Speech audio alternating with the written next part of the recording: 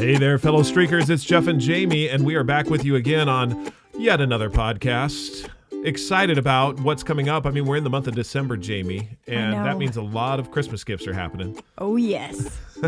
What is it like to shop for 7 children and the marrieds and everyone else? Oh, my goodness. It's fun. Holy cow. It makes me have a frog in my throat even thinking about it. It's awesome. It's scary.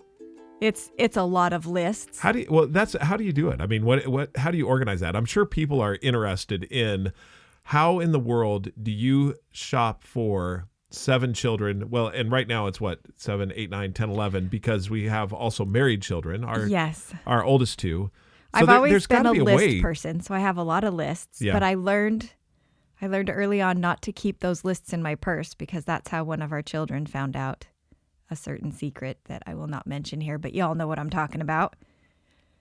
Who someone was. Oh.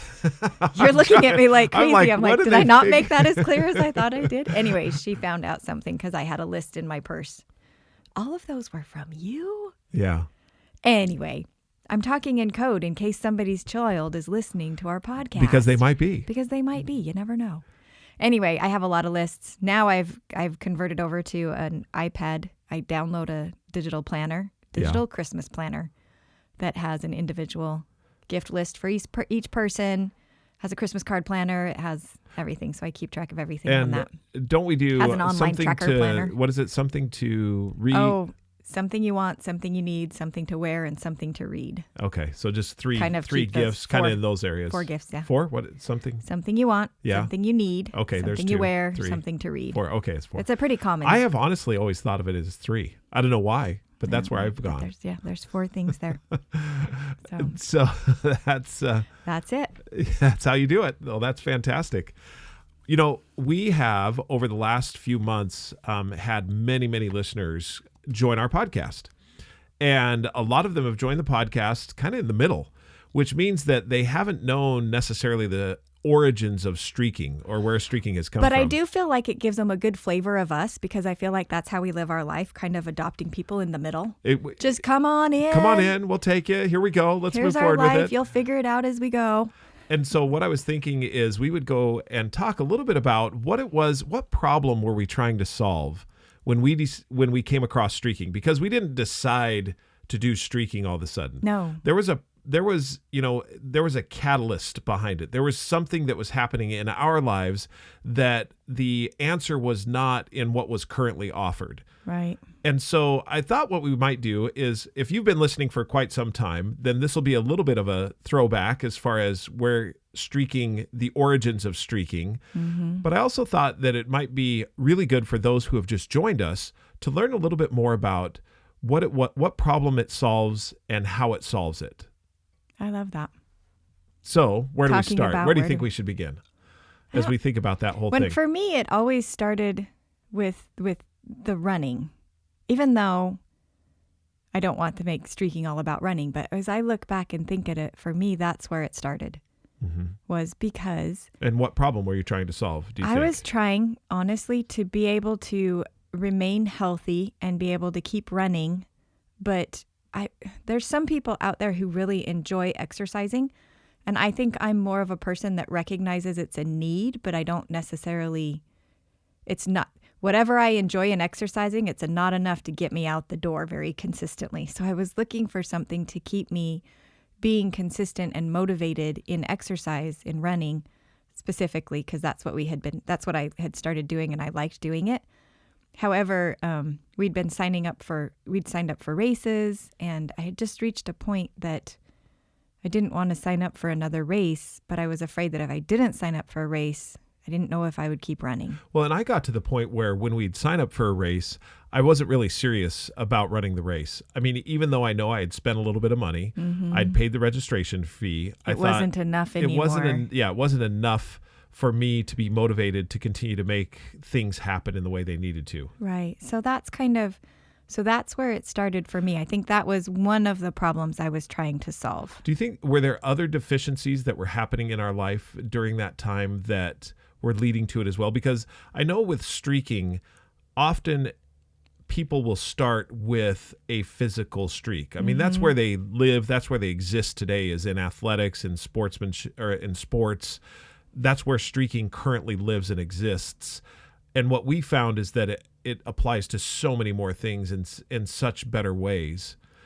I think, was there anything else that you can think of during that time? Yeah, there definitely was, because I look back and I know that my initial streaks were all related around things that had been bothering me for a long time that I wanted to be doing. Past the running streak. Yeah, like the first one I think about is journal writing. Journaling is something that I had wanted to do for years and had tried and had even gone to So when you say tried, what are some of the things that you tried? What does I that bought mean? really nice journals Okay. and really nice pens, thinking that would motivate me.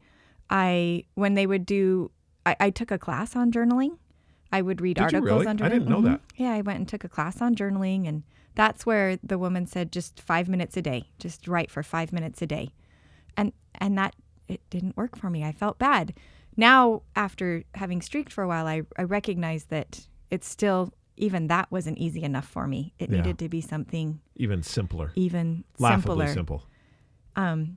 So I had read a lot of articles on journaling. I had downloaded an online journal because I thought, oh, maybe if I just do it, if I type it instead of having to write it, maybe that will be more motivating for me so that I can just type it in. But I think what kept me from being successful was, this sounds funny, but it was the lack of consistency. So every time I started rewriting, I couldn't let go of the fact that I hadn't written for so long. And so I always started with a feeling like I needed to catch up. Wow.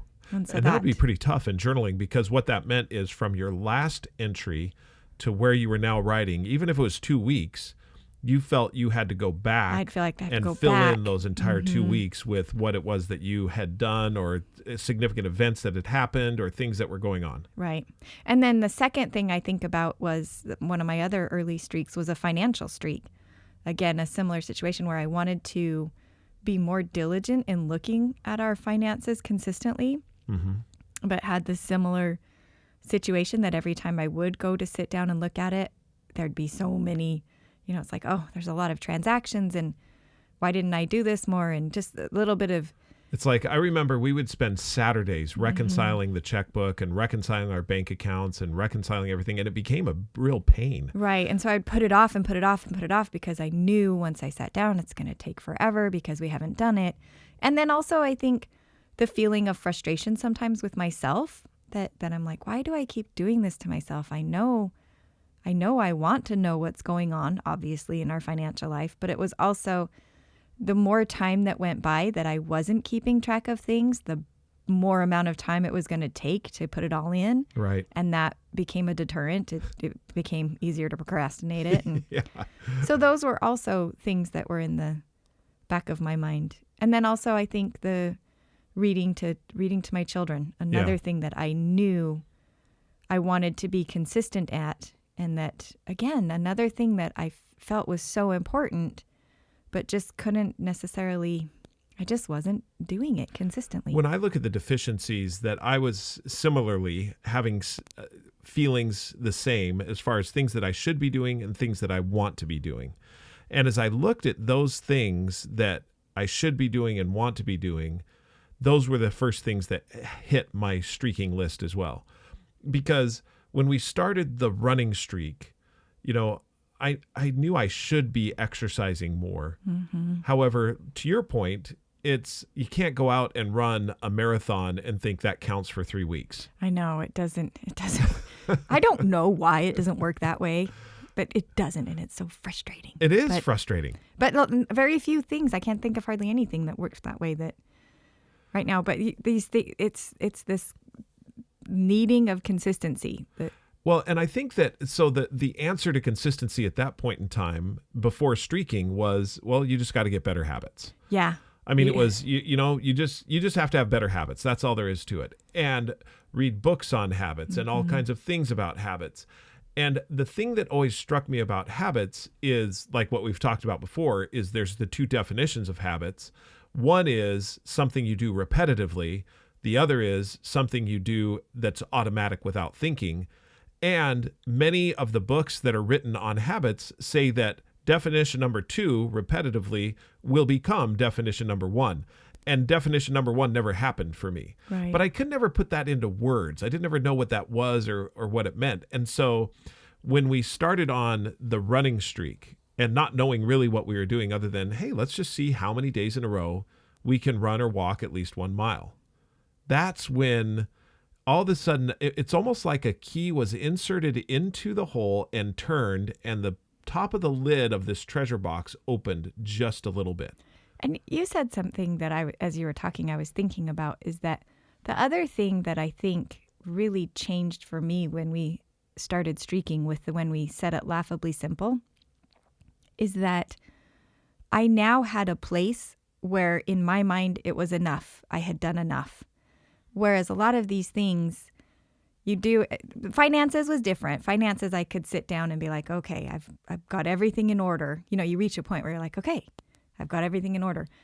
But whenever reading to the kids or writing in my journal or these other things, everything I'd sit down to do, sometimes I'd be like, oh, is it enough? Maybe I should have done a little bit more. Or with running, is it enough? Because you're always feeling the weight of something more that needed to happen. Yeah. Or maybe sometimes because we have social media, or it's easier to compare and see what other people are doing, or you see people's high points and you think, oh, maybe I should be doing that, or I should be doing this. Or there's always this compound feeling of, oh, maybe I should have been doing more.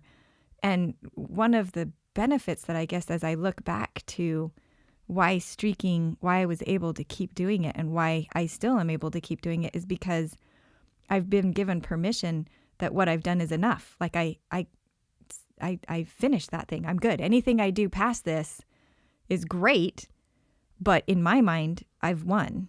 Yeah. For today, I've won. I did what I said I was going to do, and that's all I have to do. And fulfilling the commitment to yourself is key to the credibility that you have in yourself as well. Mm-hmm. Because when you have that type of credibility, that allows you to free yourself from guilt. Right. Because that was one of the things I saw that with you is that you no longer felt guilty about your journal. I mean, I remember there were times where, you were just guilt-ridden that you had not written about some important events or some things that had happened. But when you started to write, you felt like you had to spend 2 hours right. catching up and putting everything in. So I guess that's what I'm thinking is that with my journal writing, I just had to write 1 sentence and I had kept that commitment to myself. Yeah. Though it's laughably simple and it's not something I would at the time have bragged about to other people, inside of myself, I had made a commitment to myself and I had kept it. And that was a small victory. Yeah. And every day that I did that, I got another small victory. Yeah. And then I started to notice how often I wasn't just doing the little, wasn't just doing the 1 sentence, but I was doing more. So that victory became even more victories because it was like a separate victory. Not only did I keep my commitment to myself and do the little thing, I went more. And but not all only of a more, sudden but you it's also not, kept it going for several days. So that's a third victory. That's a third victory. So all of a sudden I was having all of these victories instead of this nebulous, oh, you should have done more, but I've never really set what more should be. Now I kind of had defined, all you have to do is this, and then I did it. And then when I went past it, I was like, oh, I did more. So instead That's of really feeling cool. like a responsibility to do more, now that more became another victory. And then the next day when I did it, I was like, oh, I did it again. And then you start to look back and you think, oh, and I did it all those other days. And you start to feel, the gift of consistency. And you know what? I think it really is a gift as far as consistency is concerned. Let's pause right here because we're going to go into gifts in just a second. And the pause I want to make is this. If you're just joining us and if you are new to the podcast and have just been listening in, you've heard us just talking about the origins a little bit of what it was that brought us to this idea of streaks and streaking. It's important, I think, at this point to talk about the 3 laws of streaking and to say what they are. Because you've heard us reference them. Law number 1 is make it laughably simple. Now, when we're talking about making it laughably simple, what we're saying is the thing that you want to add to your life or the thing that you feel you should be doing or want to be doing, you do that activity at its simplest level. You should look at it and say, the streak that I want to set is to write at least one sentence in my journal daily, or to read at least one paragraph of a nonfiction book daily, or even just a book, read 5 sentences. Jamie, you had brought up earlier about, you'd been to a journal class and just says, write for 5 minutes daily. One of the things I've heard a lot of people refer to, well, just do this for 20 minutes or just do this for 15 minutes. And you and I found out early on that when you have a timed streak, that really doesn't work. But I want to return to that in just a second. Let's go through the rest of the laws. Law number 2 is no record, no streak. And law number 3, in other words, you got to keep a record of it and check off that you're doing, because that's your credibility statement, and that's the lifeblood of the streak. The third thing is to create a community around it. Jamie and I, we have a community with one another. We also have a community of streakers. All of you who have been listening for some time are our community of streakers, and we hear from you. And that is absolutely wonderful because it keeps us going. Those 3 laws are what are at the base of streaking. Now, there's one thing that is helpful in pointing you in the right direction, and that is your be statement. Who do you want to be? And that was where we got to a little bit later on in streaking, but recognizing that we wanted to be healthy people. We wanted to be people that, were continually learning and reading to our children. Once we recognized who we wanted to be, then our streaks lined up behind that. But it's important to recognize that the streak is something that starts laughably small, which I want to go to. So why don't timed streaks work? What is it about? Well, it's only 5 minutes. It's only 15 minutes. I mean, that sounds small. That sounds easy. But when it comes down to it, is it really? And I think part of what we've talked about with a timed streak is that, so I think about my journal writing.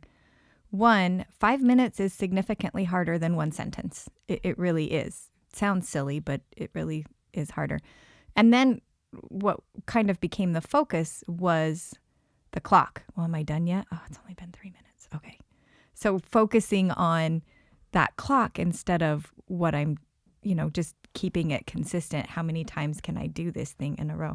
So that, and it's an interesting thing because it really is just a little shift in the way that you think about something. But that mental shift really it does something amazing. And so a timed streak, and some people have had success with timed streaks. So they have. Not everybody. I mean, we're not saying that it's impossible not a no. that they don't work. Right, however, I don't think it's as easy as sometimes people purport it to be. They shoot it out there and say, well, it's only 5 minutes. It's like, yeah. Well, and I just love what you said tough. is that it really then focuses on the clock, which isn't really where you want the focus to be. You want the focus to be on the fact that you're like, I did this consistently. And I did it because it was easy, and it was my laughably simple thing that I did. And then so here's the funny thing. And it really is funny because this is what proves that it's just a mental shift. Most days when I write in my journal, I write more than 5 minutes.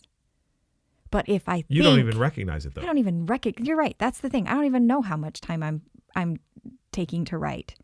And maybe that's part of it, is that I'm not thinking about it. But I bet there's a lot of days that I do write more than 5 minutes, but I don't set out knowing I have to do that.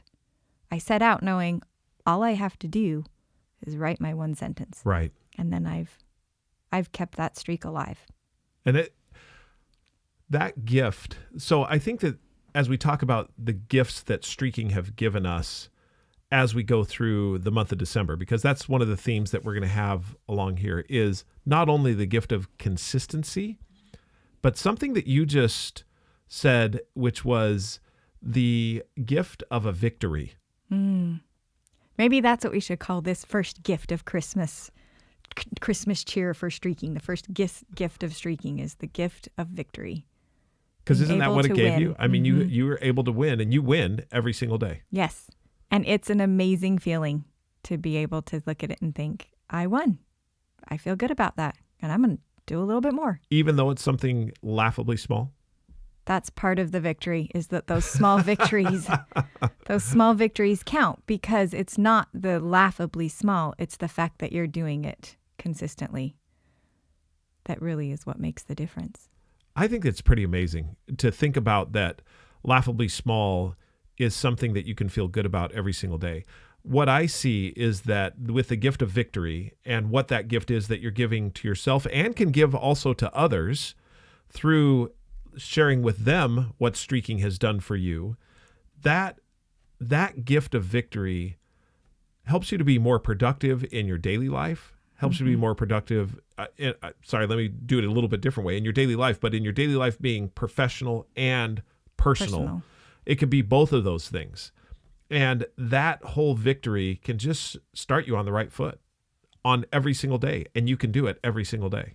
And it is amazing to me how propelling those small victories are. And it's a little bit like a tiny little piece of embroidery floss. I think each time that you wrap it around, it starts to get stronger and stronger. And That's a good metaphor. You create. Did you just come up with that one right off the top of your head? That was awesome. Yeah, I don't know if it's the best metaphor because I'm picturing wrapping it around my finger, which is probably not the best, but the idea is there that it gets stronger. As you get it stronger and put it together, it's absolutely But there. those small little things that you do again and again and again, they mean something. They do add up to big victories that you're proud of and that are able to really make a difference in your life. When have you seen people actually taking up the cause of streaking? I mean, actually giving it a try. When have you seen that they will actually do it? Because we were just talking about this with our group of streakers as we keep things going. It's when we sit down with them and we say, "This is what it's done for us." This is what it's done for us. Yeah, when we talk about it, and they get the chance, they get this little look in their eye, like, could this actually work?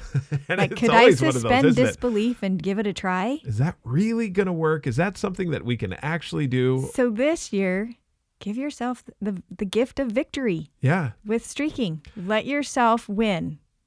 Suspend your disbelief. Try it for 100 days. Yeah. Just 100 days. If it doesn't work, throw it away and you don't even have to look at it again. And if you're listening, that may mean you're already trying streaking. Keep going, and ask someone else to join you and join your community.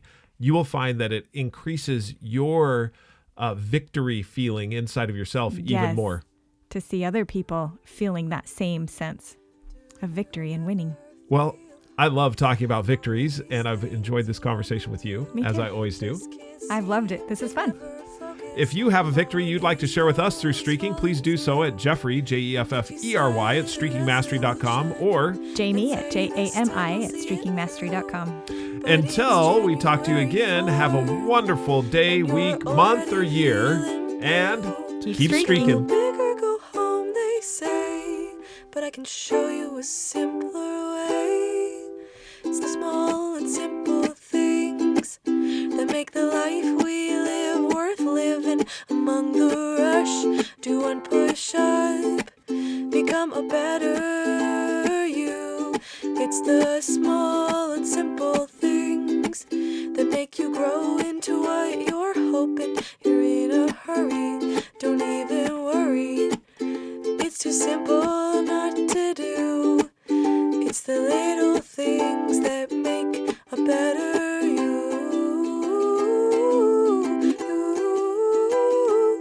A better you.